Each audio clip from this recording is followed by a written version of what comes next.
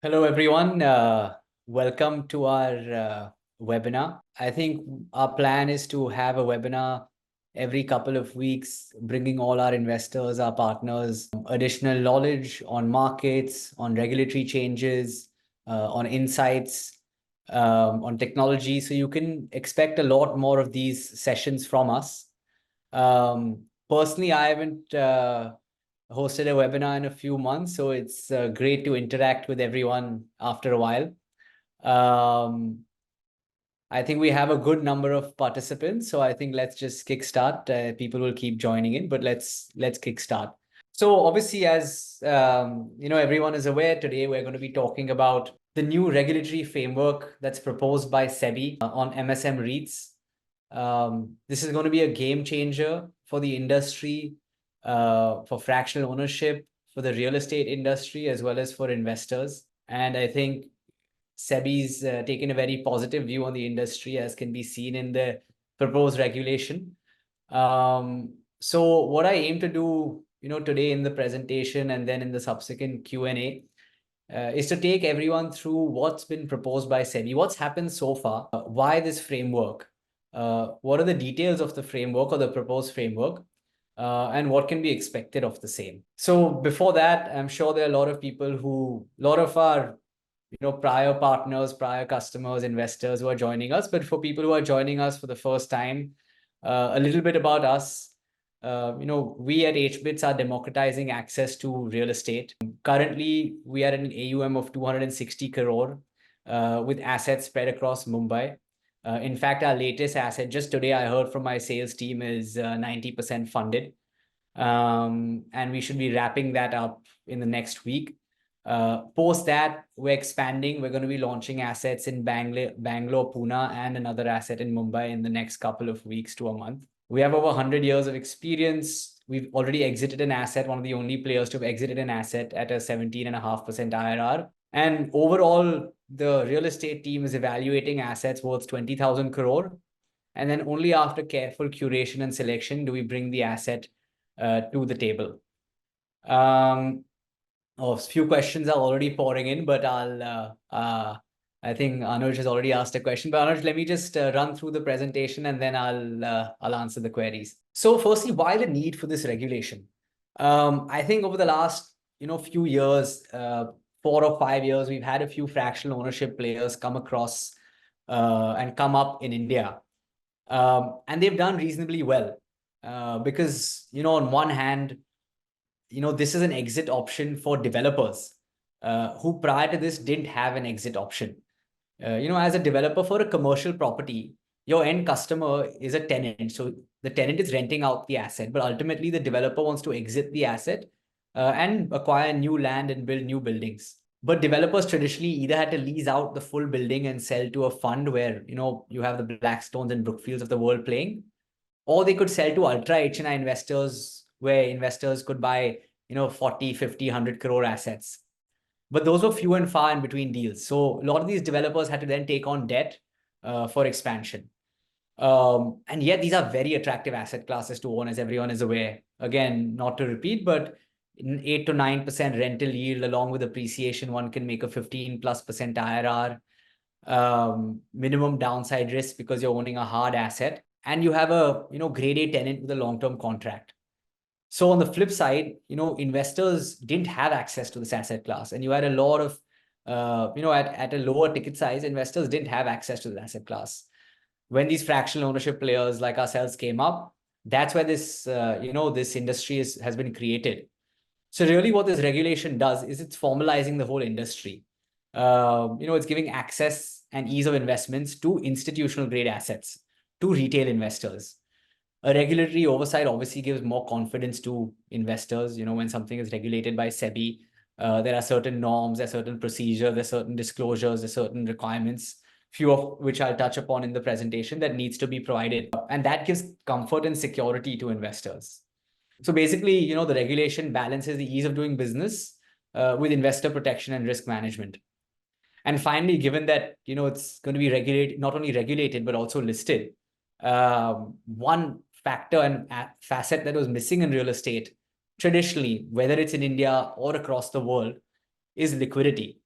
And this regulation, opens up the avenue to further enhance liquidity in real estate as an asset class. And this move is not only the first in India, but across the world, the kind of regulation that SEBI is envisaging. So a little bit on the background, SEBI has been looking at this since last year in terms of regulation. We met SEBI last year, gave our views, put in our suggestions at that point in time, end of last year. Sorry, when I say last year, I mean 2022. Now it's already 2024. So SEBI's been looking at this since the end of 2022. On 12th May, SEBI put out a consultation paper, after getting feedback from a few of the industry participants like ourselves, of which they received, 70 responses from the public. So responses came in the next couple of weeks, and there was a hybrid securities advisory committee that, went through all the recommendations that had been put forth. They probably debated internally what's best, taking all the stakeholders in mind. And then the proposed framework was tabled before the SEBI board meeting on 25th November. And shortly after, it was announced that, this regulation is going to be coming into play. So, just before moving on, where I touch upon a few of the facets, as of now, it's still a proposed regulation, and the actual notification is still to come, but it's expected very shortly based on, what I've personally heard from SEBI. So should be coming at any point in time. And the proposed framework, we don't yet know what happened in the board meeting, but the best guess is that not too much will change from what we're discussing right now. And the finer print is still to be published. So at a high level, what is the ticket and size of the MSM REIT? So I think most fractional ownership players today have a minimum ticket size of 25 lakh for its investors. SEBI has reduced that to 10 lakh, which I think is a great step, because it opens up the door to far many more investors and further enhances liquidity when someone wants to exit. You can put 10 lakh in any asset, in any grade A asset, whether it's in BKC, whether it's in Noida or Gurgaon, whether it's in ORR, in Bangalore. You can just put 10 lakh and own a grade A asset with maybe a Deloitte or an Accenture as your tenant. And, if we go by what Butch, the chairperson of SEBI, mentioned in her speech after the board meeting, she said that eventually as comfort is built, the 10 lakh could even come down further. Minimum number of investors has to be at least 200. So, they're really democratizing access. They're really making sure that there's no single investor or a single individual shareholder who owns, controlling interest in any specific scheme. So basically, no one can own more than 25%. No one can have controlling interest in any scheme. So it's really democratizing access to real estate. There's no cap in the number of assets that can be listed in the REIT. However, as of now, assets will be between 25 CR and 500 CR that can be listed under the MSM REIT structure. And I think that makes sense at a high level, because above 500 CR, obviously you have the regular REIT regime, where the minimum listing for that is 500 CR. Although, if you actually look practically, the largest REITs probably have market caps of 15,000-20,000 crores. At some point, we hope that the upper limit will go up. I think 25 crore at a lower limit, high level, it could have been 20, it could have been 25, but it does make sense because below that, you really don't get quality assets with quality tenants. So, that's my personal read on this facet of the regulation. So overall, very positive. And just to touch upon how it's structured, it's going to be structured very similar to, the current REIT, except there are specific schemes of the trust, and each scheme is investing in a specific asset. So you as an investor will get different units that will represent different assets, and you can pick and choose which asset you want to invest in based on your preference. So like I mentioned, it's going to be listed. It's going to be listed on the stock exchange. And SEBI's categorically mentioned, at least in the proposed framework, that no blockchain or private technology will be considered. It should be listed on a recognized stock exchange. And this is, I think, there are multiple benefits to listing, right? And few of these were mentioned by SEBI in the proposed framework. But it provides appropriate framework for risk management that's been established for decades, that these exchanges already have. The pricing is completely fair and transparent. It's very clear that when you sell your share, that is exactly what someone else is paying. If there's any transfer charges, it's completely clear. There's no hidden fees, no hidden charges. When it's listed, there's a guaranteed settlement. That's something important. That's, part of listing.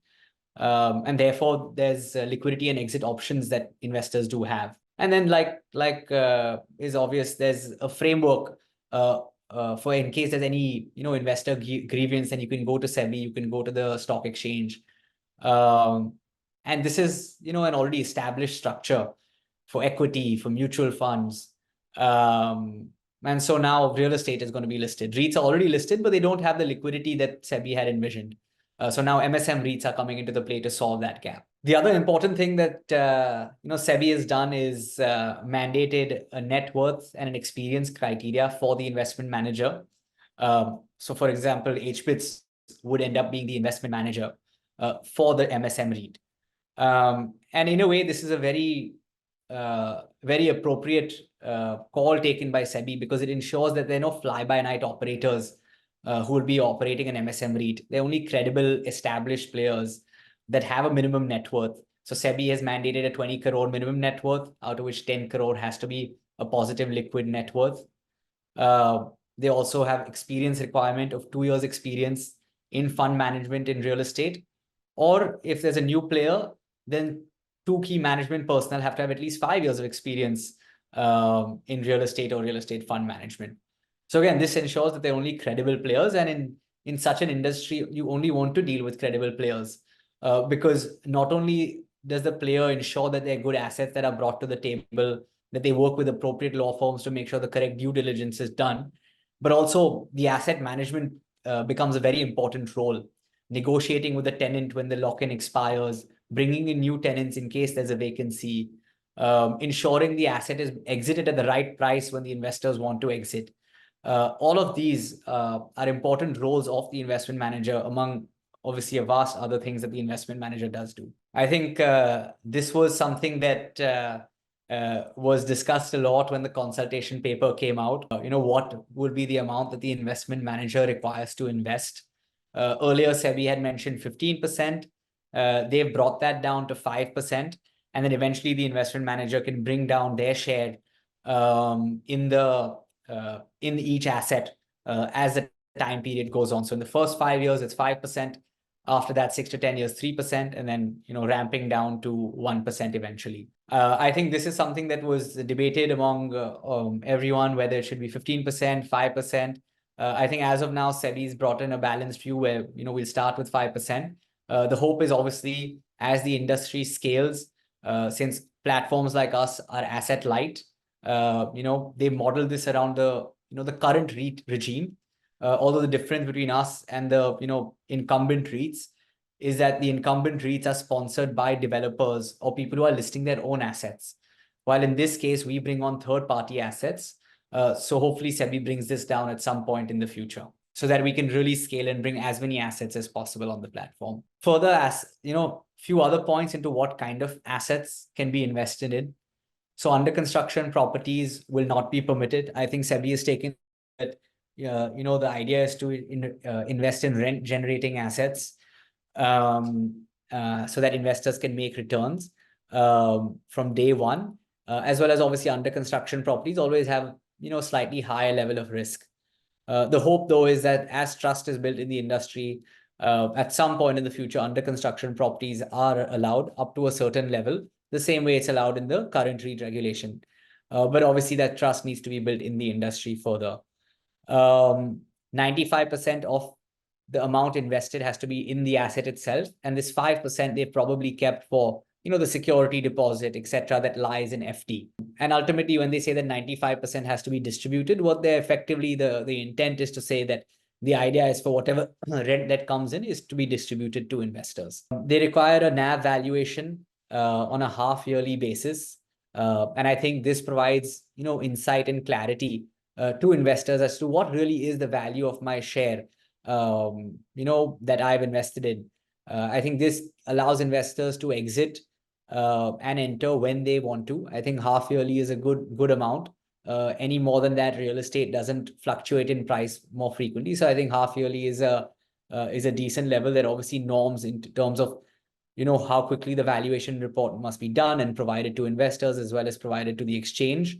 But providing this sort of or mandating this sort of valuation from a third party valuer just enhances the liquidity, because then people have comfort as to what their share is worth, and then what they can expect to exit at if they do. So that will build a large amount of confidence through this framework and through this specific norm that SEBI is mandating. I think the first question which I had read was asking, how soon can we expect hBits to list?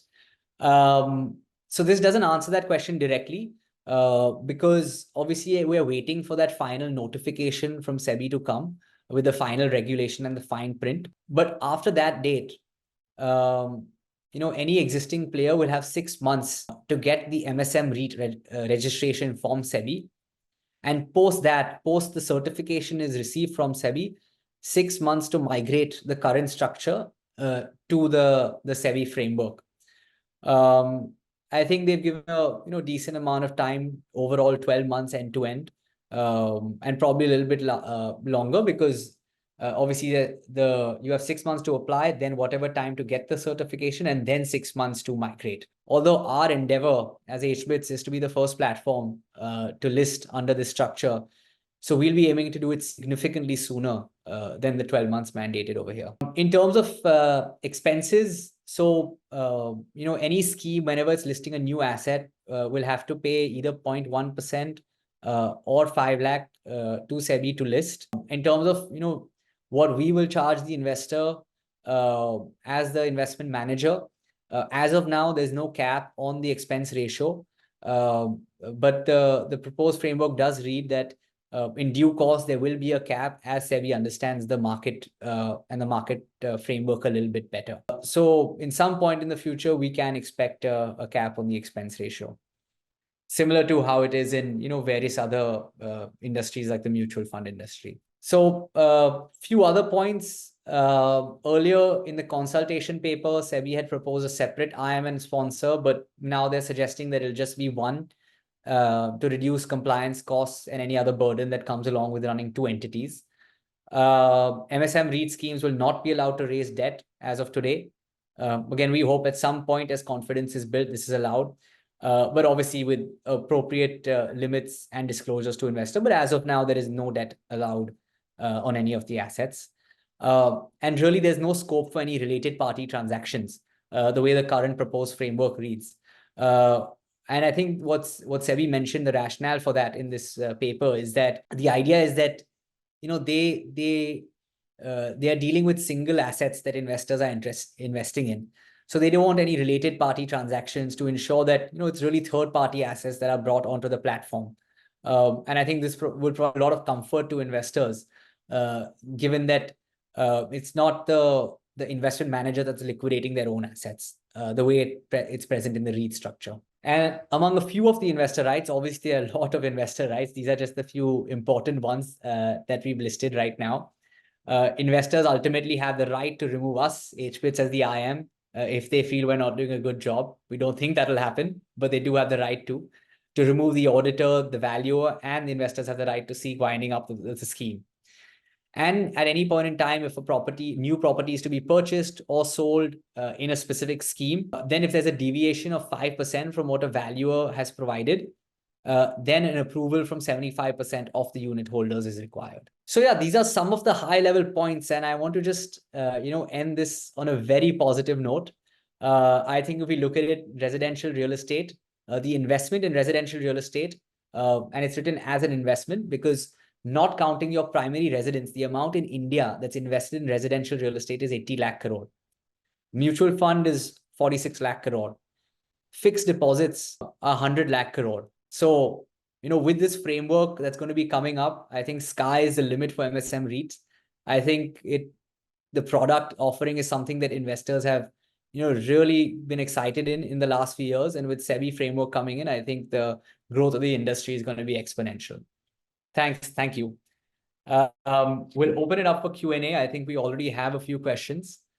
So I'll start by answering them. So first question by Anuj, when can we expect the first REIT? Like I mentioned, we're waiting for the first notification to come, the final notification to come. We'll study the details, and then our endeavor is to be the first one to launch. What do you think about farmlands as an asset class? So not exactly a question on the framework, but in terms of farmlands, I think land is an investment. Obviously, it wouldn't fit in this framework because it needs to be rent generating. But overall, land is an investment. Upside potential can be very high, but one needs to be very careful on first the title, and number two, encroachment. So if one can sort out those two and then invest in the right area, one can make very high amount of return. How do you compare yourself to Strata? That's our competitor. I think all players are doing a good job. I think what we like to differentiate ourselves on is how selective we are in terms of the assets that we list on our platform, the kind of due diligence and analysis that we do on our asset before listing it on the platform, and our expertise in real estate that we have in terms of managing a property and exiting a property. Can you please share the deck you're presenting? Sure, after the presentation, our RM couldn't share it to you. Are we at hBits going to start NAV before SEBI make it mandatory? So in fact, we already have that. We do get a valuation from JLL, a third-party value on every asset that we do have. So that already does exist. What will happen to existing fractional ownership platforms where under construction properties are listed and subscribed already? That's a good question. We personally have, like I mentioned, we've been very selective on the assets, so we've not listed any under construction assets. So it's still to be seen what happens to the under construction properties. But we won't be facing that because we've only selected grade A assets that are already rented out. Will existing investments with hBits also be covered under the new REIT? Yes, eventually we will be looking to migrate our current investments to the new structure. So by migration, does it mean all your existing opportunities will be converted? Yes, existing opportunities will have to be migrated to the new structure, and the investors will get units in the REIT for that asset. So in terms of return profile, it'll be pretty much the same to the investor. So that's how it would work. Again, the finer print of how exactly the migration will work, as of now, what's out in the public domain from SEBI is only a proposed framework. The detailed notification in each scenario is not yet out. And once that is out, I personally will hold another session on the finer print and the details. So when shares are listed, will there be change in share price on a daily basis, or will it change basis valuation biannually? So expectation is obviously not to change on a daily basis because it's real estate, so it doesn't have that kind of fluctuation in pricing. But ultimately, the share price is determined on what the last transaction happened is. So whenever that happens, the share price will change. So question from Ronak, can you touch upon the taxation aspect for investors? Will there be double taxation? No, there will not be double taxation. In fact, the trust structure is a pass-through entity.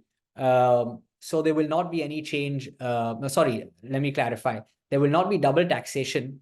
Although given that it's listed, the capital gains could change. It could be that of listed equity, but again, that has to be seen once the finer print does come out. So question from Praful, when REIT being listed, is there any change in exit options value compared to current norms? So there is a change, and the change is only positive.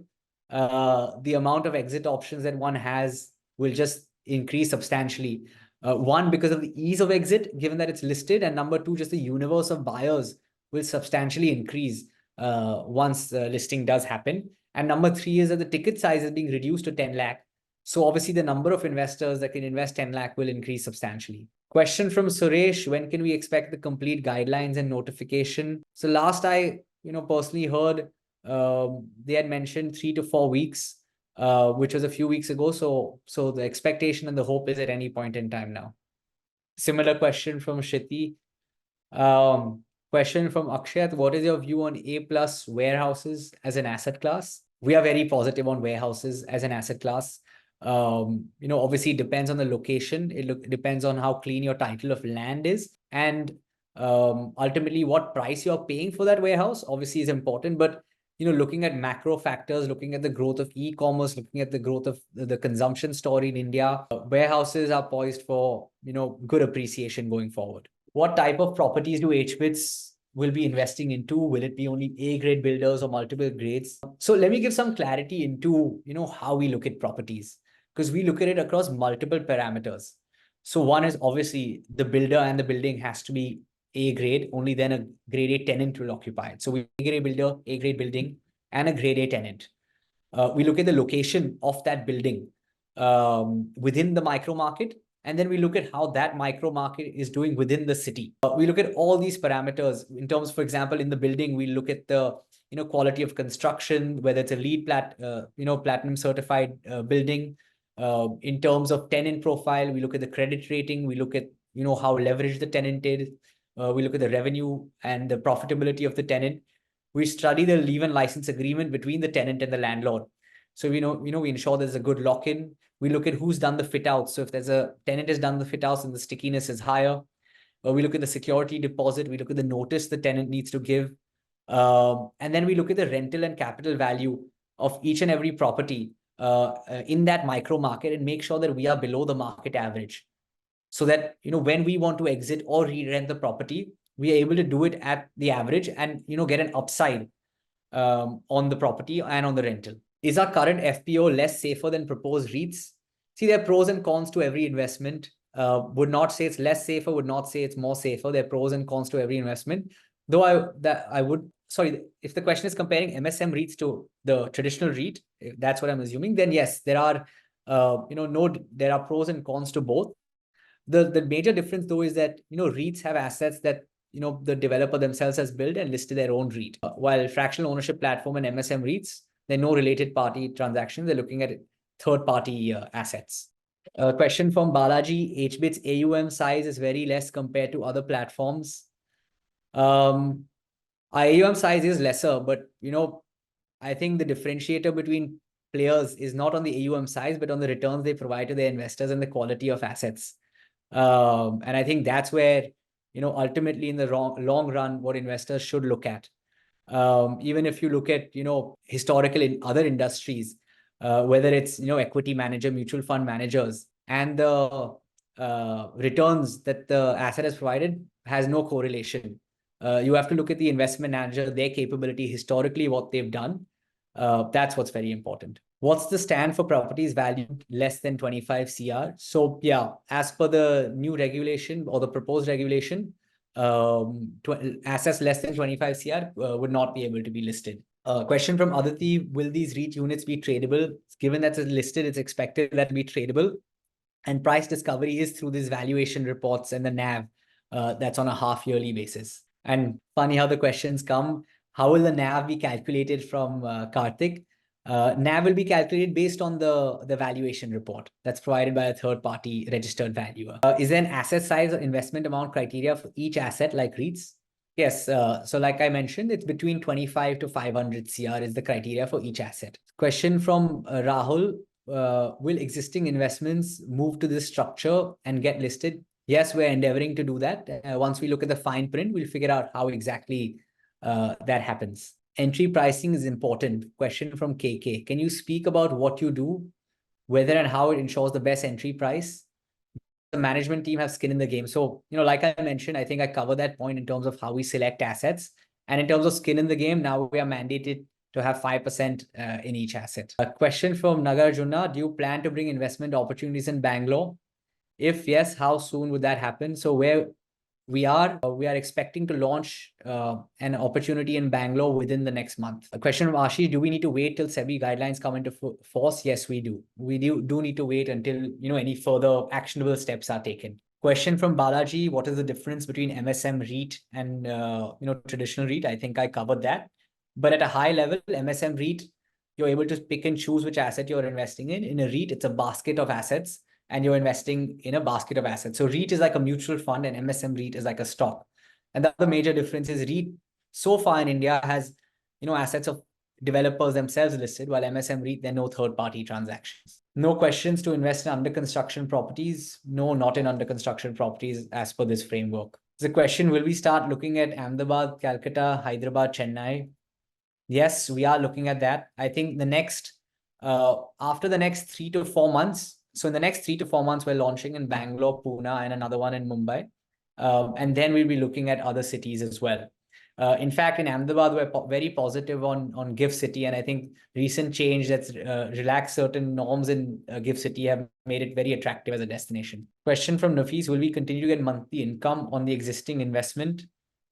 Yes, you will. Question from Ronak on legal documents. I think this is a specific query. Ronak, one of our RMs can be in touch with you on the same. So Suresh, share transfer will happen in Demat account only. Yes, once it's listed, it will be all dematted. I think there's a few questions from Nagarjuna, Parag Patel, but few of these are already covered. Do we publish the prop? Yes. So on NAV, based on valuation report, we will publish it on our dashboard. A question from Sanjay: will the listing be on NSE, BSE, or a different platform? That has to be examined once the fine print does come. Question from Aditi: is there a minimum lock-in? No, there's no lock-in. There's no max tenor. Not sure what you mean by sunset clause. So if you can clarify on that. Question from Suresh: will it be dematerialized? Yes, there'll be units that will be dematerialized. Question on TDS and taxation applicability on rental income in MSM REITs. Expectation is yes, there will be TDS, but again, let's wait for the fine print. I think question from Suresh on other asset types. I think as long as it's rent generating, then SM REIT can be created. Question from Zahid: do you have any control on repair and maintenance of the property? So, generally right now we are taking units within buildings. So the repair and maintenance of the building is generally managed by the facility manager, where the society or the condominium appoints the facility manager. Asim, how do we get the recording of the webinar? This will be, shown on YouTube. I think Manish Chedda wanted a recap as well. So we will be posting this on YouTube and other platforms. What will be the impact from Satish on the fees and other income on sale? So, like I mentioned, there's no expense ratio cap as of now mentioned by SEBI. I think the idea is to see how the MSM REIT structure evolves.